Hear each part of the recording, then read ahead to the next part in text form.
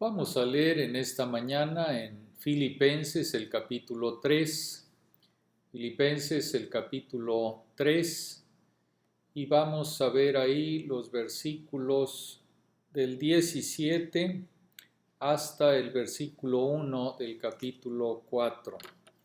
Filipenses capítulo 3, versículo 17. La palabra de Dios dice así: Hermanos, sed imitadores de mí, y mirad a los que así se conducen según el ejemplo que tenéis en nosotros, porque por ahí andan muchos, de los cuales os dije muchas veces, y aún ahora lo digo llorando, que son enemigos de la cruz de Cristo, el fin de los cuales será perdición, cuyo Dios es el vientre, y cuya gloria es su vergüenza, que solo piensan en lo terrenal. Mas nuestra ciudadanía está en los cielos, de donde también esperamos al Salvador, al Señor Jesucristo, el cual transformará el cuerpo de la humillación nuestra, para que sea semejante al cuerpo de la gloria suya, por el poder con el cual puede también sujetar a sí mismo todas las cosas. Así que, hermanos míos, amados y deseados, gozo y corona mía, estad así firmes en el Señor, amados. Vamos a dar un ejemplo y tómenlo exclusivamente como un ejemplo, no quiero herir susceptibilidades, pero imagínense a dos jóvenes de veintitantos años, ambos son de inteligencia y habilidad natural comparables. Viven a solo 20 kilómetros de distancia el uno del otro, pero sus circunstancias son muy diferentes. El primer joven vive en un departamento cómodo, maneja un automóvil aceptable, tiene mucha ropa fina en su armario, come bien y está ejerciendo la carrera para la que se educó en la universidad. El segundo joven vive en una choza con piso de tierra. No tiene automóvil, solo tiene una muda de ropa andrajosa, come una dieta mínima, no tiene esperanzas de una educación y trata de encontrar trabajos hechos a mano para suplir sus necesidades. ¿Cuál es la diferencia entre estos dos jóvenes? Su ciudadanía. El primer joven vive en San Diego, California, y es ciudadano de los Estados Unidos. El segundo joven vive en Tijuana, México, y es ciudadano de ese país. La forma en que viven estos hombres se ve muy afectada por sus respectivas ciudadanías. Si el joven de México de alguna manera pudiera mudarse al norte, adquirir su ciudadanía estadounidense y obtener una educación y un trabajo mejor pagado, su vida cambiaría dramáticamente. Ahora, en Filipenses, los versículos que hemos leído, y incluimos el versículo 1 del capítulo 4 porque debe estar al final del capítulo 3, Pablo usa esta analogía de ciudadanía para mostrar que como ciudadanos del cielo debemos vivir de manera diferente a los que son ciudadanos de esta tierra. En los versículos del 1 al 11 del capítulo 3, Pablo usa la analogía de un libro de contabilidad para demostrar que el esfuerzo y el mérito humano con lo que anteriormente contaba para obtener una posición correcta ante Dios, los había contado como pérdida para poder ganar a Cristo como su justicia. En los versículos 12 al 16 usa la analogía de un atleta para mostrar que la vida cristiana es una carrera de maratón en la que debemos seguir avanzando hacia la meta, el propósito para el cual Cristo nos asió o tomó anhelantemente. Y ahora en estos versículos usa la analogía de un extranjero para mostrar que los cristianos deben vivir como ciudadanos del cielo y no como ciudadanos de esta tierra. Como vimos en nuestro estudio introductorio hace algunos meses, esta analogía se habría relacionado especialmente con los filipenses. Filipos era una colonia romana a unos 1200 kilómetros al este de Roma, rodeada por territorio sujeto a Roma, pero los residentes de ese territorio carecían de la ciudadanía romana. Pero los de Filipos tenían un estatus legal como ciudadanos romanos, por lo que la ciudad era un puesto de avanzada de la vida romana. Se regían por el derecho romano, practicaban costumbres también romanas. Un romano podría ir a Filipos y sentirse como en casa, al igual que un ciudadano británico hace muchos años podía haber ido a la India o a Hong Kong o a Australia o a Nueva Zelanda y sentirse bastante cómodo porque esos lugares eran colonias británicas. A estos cristianos que vivían en una ciudad que se enorgullecía de su ciudadanía romana, Pablo les estaba diciendo: ustedes tienen una ciudadanía más elevada que la de Roma. Ustedes son ciudadanos del cielo. Así como su ciudadanía romana afecta en gran medida la forma en que viven, su ciudadanía celestial debería afectar su forma de vida aún más. No caigas en la trampa de vivir como los que te rodean. Eso es lo que está diciendo Pablo aquí. Aparentemente había algunos, incluso en la asamblea, que profesaban ser cristianos, pero cuyas vidas revelaban que no eran verdaderos ciudadanos del cielo. Entonces Pablo advierte al rebaño de este peligro y los insta a permanecer firmes en el Señor. La palabra caminar en los versículos 17 y 18 revela dos maneras diferentes de vivir, una correcta y una incorrecta. En primer lugar, vamos a ver la manera en la que no debemos vivir y luego en la manera en que debemos vivir. Los cristianos no deben vivir como ciudadanos de esta tierra.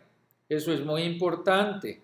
En nuestros días, si tú adviertes a la asamblea sobre falsos maestros, te etiquetan como alarmista o cazador de herejías.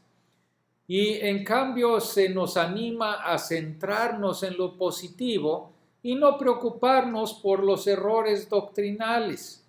Pero el apóstol Pablo en repetidas ocasiones, dice el versículo 18, os dije muchas veces, y él advierte a los filipenses acerca de estos promotores de una versión falsa del cristianismo. Una de las tareas principales de los sobrevedores es proteger al rebaño de los lobos que vienen con piel de oveja. ¿Quiénes eran estos peligrosos falsos maestros? Sabemos que Pablo estaba hablando de personas que transitaban entre las asambleas profesando ser cristianos, no paganos ni forasteros. Pablo no se habría sentido tan profundamente perturbado como para advertirles a menudo con lágrimas, como dice, sobre este comportamiento tan licencioso entre los paganos, ya que sabía que los paganos viven para el placer sensual y para las cosas de esta tierra. Pablo estaba molesto porque estas personas afirmaban ser cristianas, pero no vivían como cristianos, lo que causaba una gran confusión tanto dentro como fuera de las asambleas. No sabemos si realmente se habían infiltrado en la asamblea de Filipos o si era solamente un peligro grave por el que la asamblea necesitaba estar de guardia. Muchos comentaristas piensan que este grupo eran los judaizantes, contra quienes Pablo ya había advertido en este capítulo. El problema con este punto de vista es que las personas en los versículos 18 y 19 parecen más inclinadas a una vida relajada y licenciosa que a las prácticas legalistas y ascéticas de los judaizantes. Parece claro que Pablo está advirtiendo acerca de las personas que convirtieron la gracia de Dios en libertinaje, llevando su libertad de la ley judía extrema hacia una supuesta libertad de la ley moral de Dios. Claro que los legalistas a menudo solo tienen un fino barniz de moralidad tapizado sobre un corazón que está lleno de sensualidad y de indulgencia. Pero vamos a ver claramente estas cosas aquí. En primer lugar, los ciudadanos de esta tierra son enemigos de la cruz de Cristo. La cruz de Cristo es el principio central del Evangelio y de la vida cristiana.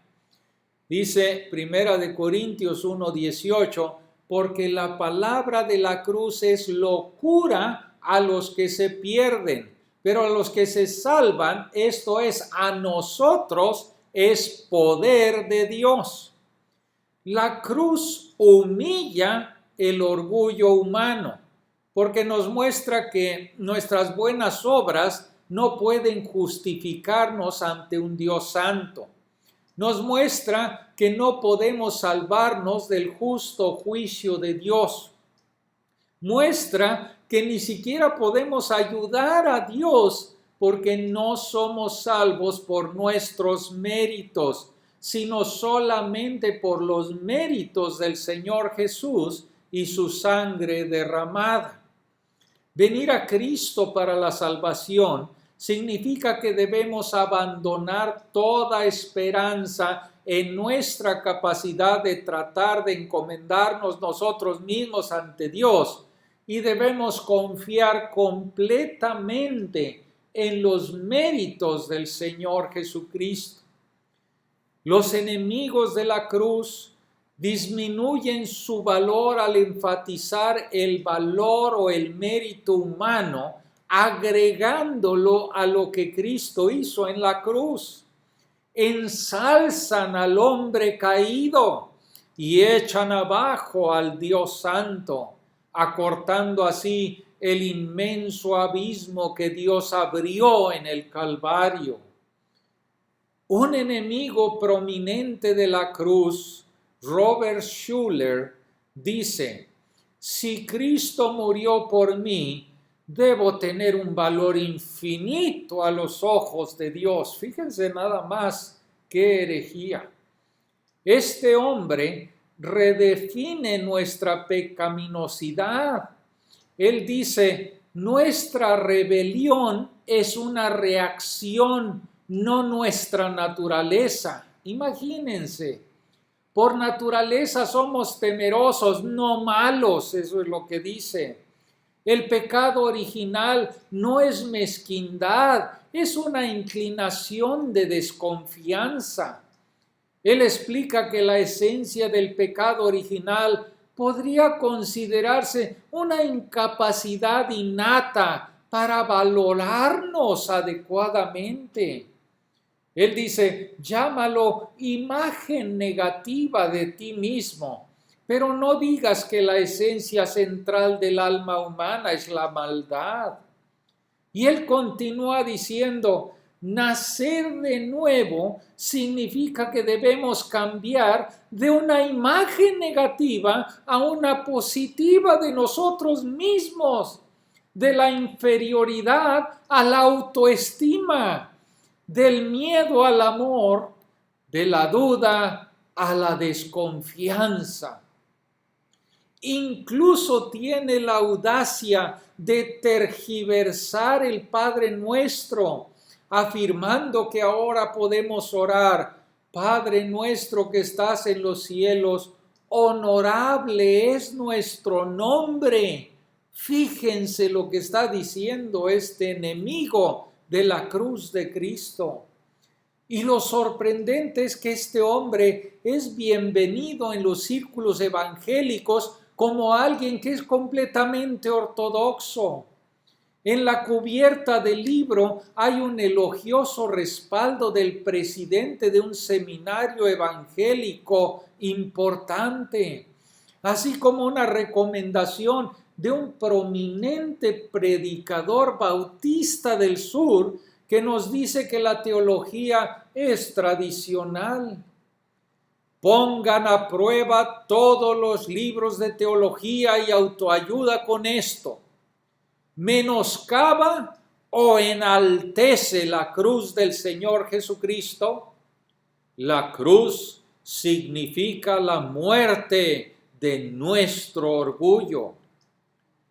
Pero en segundo lugar, los ciudadanos de esta tierra se dirigen al castigo eterno. Dice el versículo 19, el fin de los cuales será perdición. Pablo se refiere al castigo eterno, no a un juicio temporal.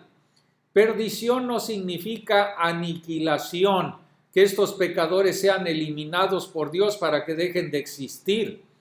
La enseñanza uniforme de las Escrituras es que aquellos que rechacen la misericordia de Dios en la cruz serán arrojados al lago de fuego donde sufrirán el castigo eterno.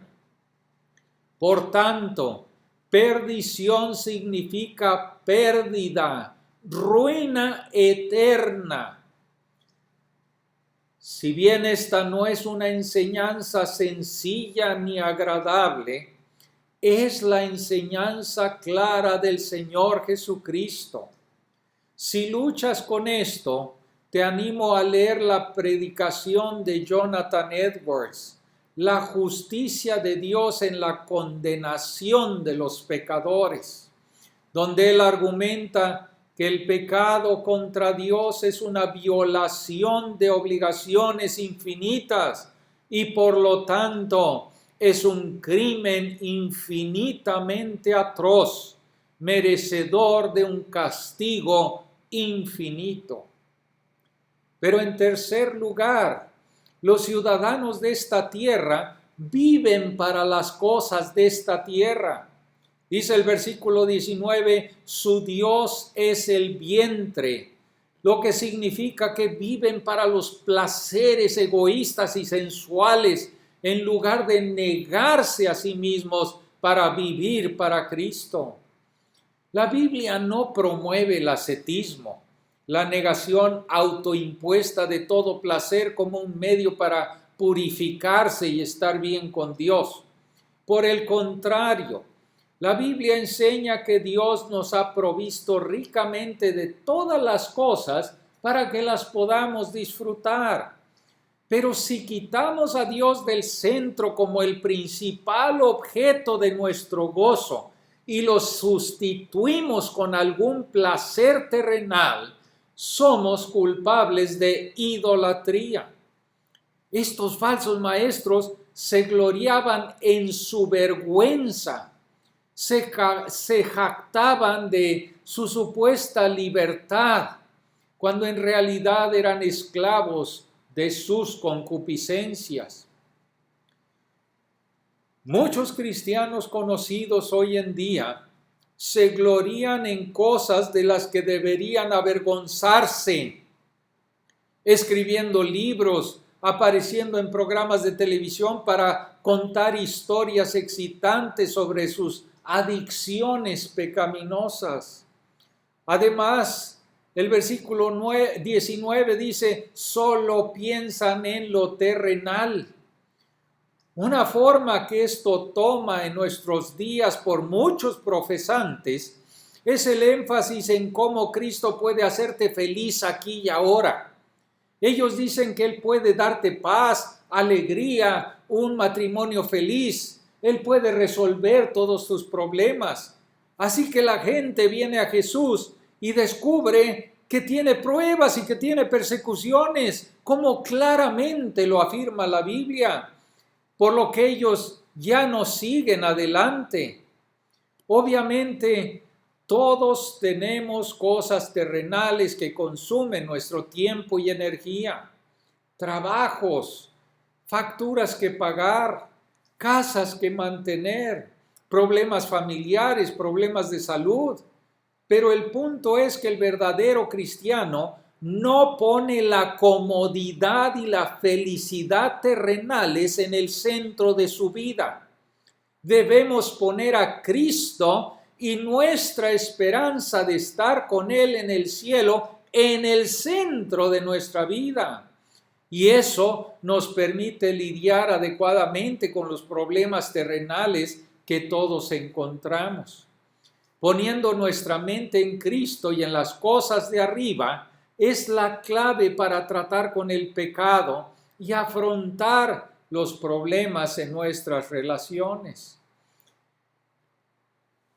Entonces, el punto de Pablo es que como ciudadanos del cielo, los cristianos no deben vivir como ciudadanos de esta tierra, que son enemigos de la cruz de Cristo, que se dirigen a la perdición eterna y que viven para las cosas de esta tierra.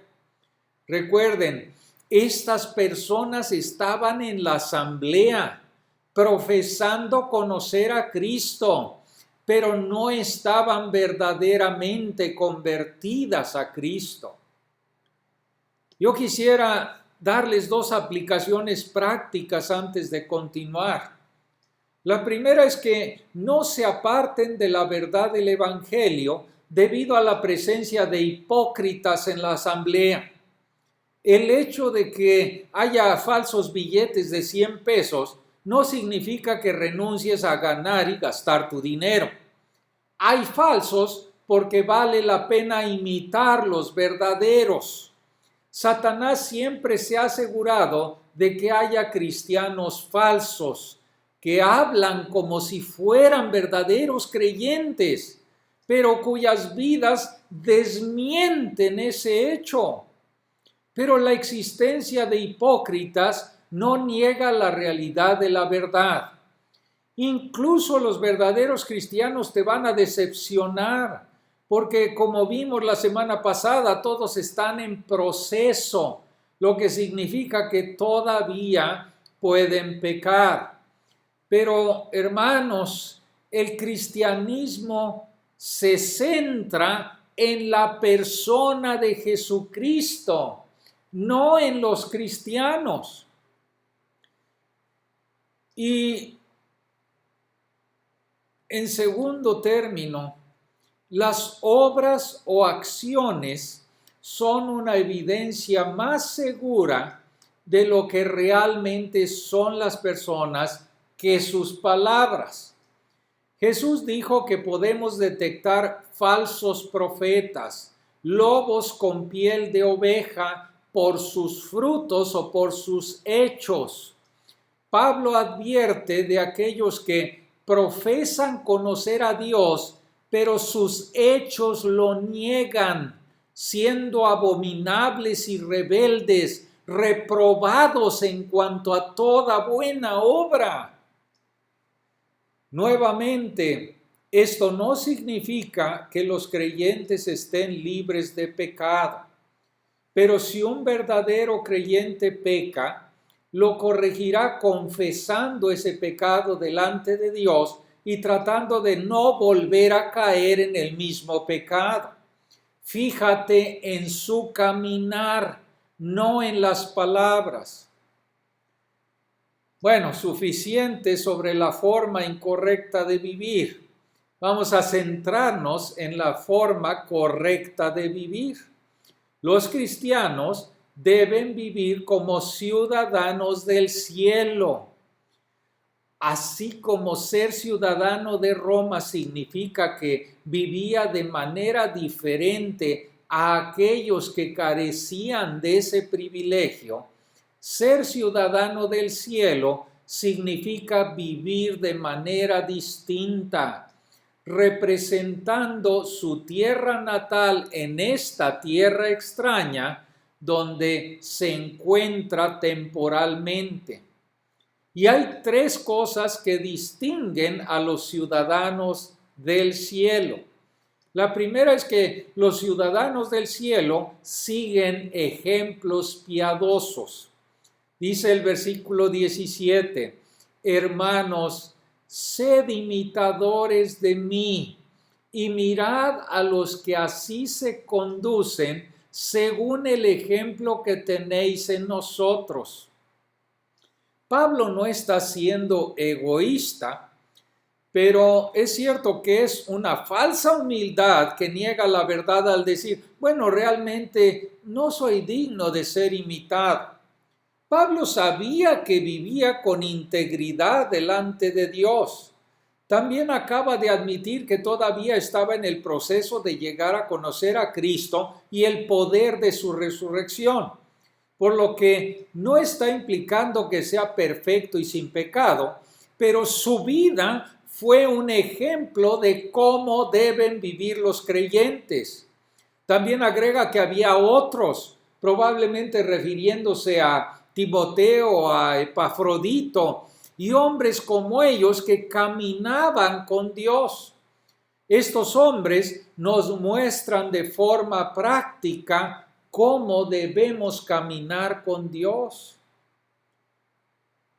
La fuente más útil de crecimiento espiritual para mí, además de estudiar la Biblia, que es lo principal, ha sido leer las biografías de hombres de Dios, como George Mueller de Bristol, un hombre que vivía por fe, por oración y obediencia a la palabra.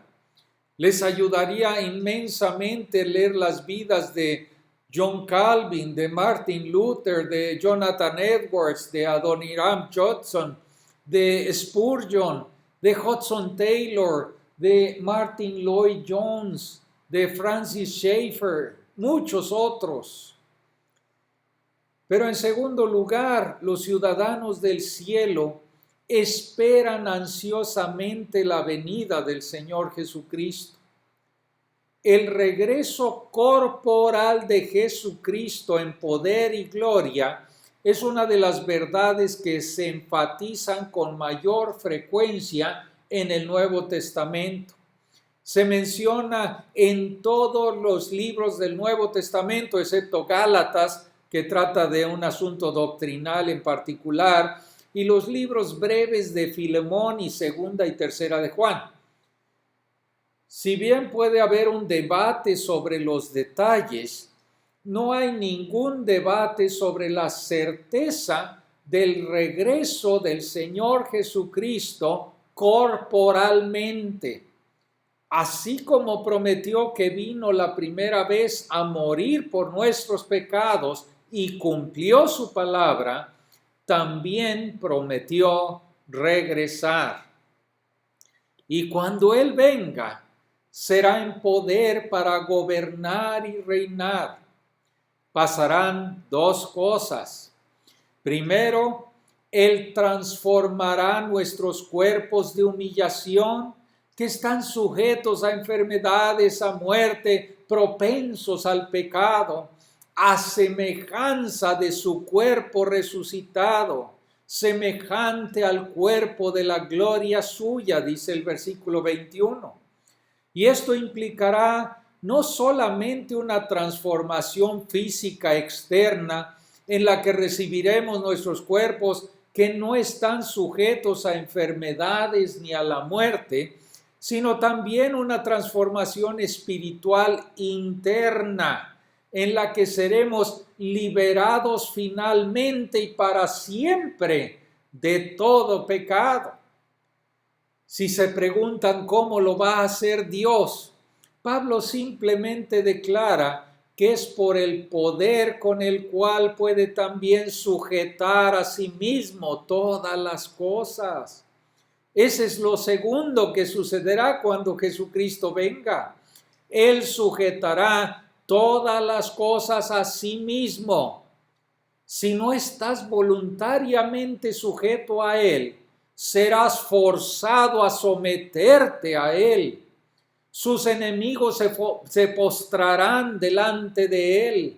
Él reinará como Rey de reyes y Señor de señores. Debido a esto, debes asegurarte de estar en sumisión al Señor Jesucristo ahora, para que Él venga como tu Salvador y no como tu juez. Es seguro decir que la medida en que esperamos su venida ahora revela la condición de nuestro corazón delante de Él. Los ciudadanos del cielo anhelamos la venida de nuestro Señor Jesucristo. Y en tercer lugar, los ciudadanos del cielo se mantienen firmes en el Señor a la luz de su venida. Como mencioné, el versículo 1 del capítulo 4 es realmente la conclusión del capítulo 3. Y empieza diciendo, así que, significa, a la luz de esta verdad de su venida, mantente firme en el Señor. Y yo quisiera que notaran el tierno corazón de Pablo por estas personas, a quienes él llama hermanos míos, amados y deseados, gozo y corona mía. Él anhela verlos, especialmente verlos firmes en el Señor, no influenciados por estos falsos maestros. Recuerden, el cristianismo es conocer a Cristo mismo y ser hallado en Él. Él es nuestra sabiduría, nuestra justificación, nuestra santificación y nuestra redención. Él es nuestro todo y en todos. Él es nuestra suficiencia para cada necesidad, nuestro refugio, nuestra roca en tiempos de angustia. Pablo dice, estad así firmes en el Señor. ¿Eres ciudadano del cielo en este momento? Solo puedes llegar a ser ciudadano del cielo a través del nacimiento, el nuevo nacimiento. Así como no pudiste hacer nada para producir o lograr tu nacimiento físico, tampoco puedes hacer nada para producir tu nacimiento espiritual. Debe venir del Señor. Así como es poderoso para resucitar a los muertos y sujetar todas las cosas a sí mismo cuando regrese, también es poderoso ahora para resucitar a los espiritualmente muertos e impartir nueva vida a todos los que le invocan. Incluso ahora puede tomar tu corazón rebelde y someterlo a Él a través de su gran poder. La Escritura promete en Romanos 10:13, todo aquel que invocare el nombre del Señor será salvo. Y esto se refiere a un clamor desesperado dirigido al único Dios verdadero, tal como se ha revelado a sí mismo. Una revelación que incluye el reconocimiento de Jesús como Señor y de aquel quien levantó a Jesús de entre los muertos, confiando plenamente en Jesús para obtener la salvación y someterse incondicionalmente a Cristo como Señor. Nuestro texto es especialmente una advertencia para aquellos que profesan ser cristianos, pero que realmente están viviendo como ciudadanos de esta tierra, viviendo para ellos mismos y para el placer, sin miras a la venida de nuestro Señor. Yo no puedo pensar en nada más trágico que profesar ser cristiano, estar involucrado en servir a Cristo y estar un día delante del Señor Jesucristo y decir: Señor, Señor, no profetizamos en tu nombre y en tu nombre echamos fuera demonios y en tu nombre hicimos muchos milagros, solamente para escuchar las horribles palabras: nunca os conocí, apartaos de mí, hacedores de maldad. Asegúrate de que tu ciudadanía esté verdaderamente en el cielo y entonces vive como un ciudadano del cielo, no como un ciudadano de esta tierra.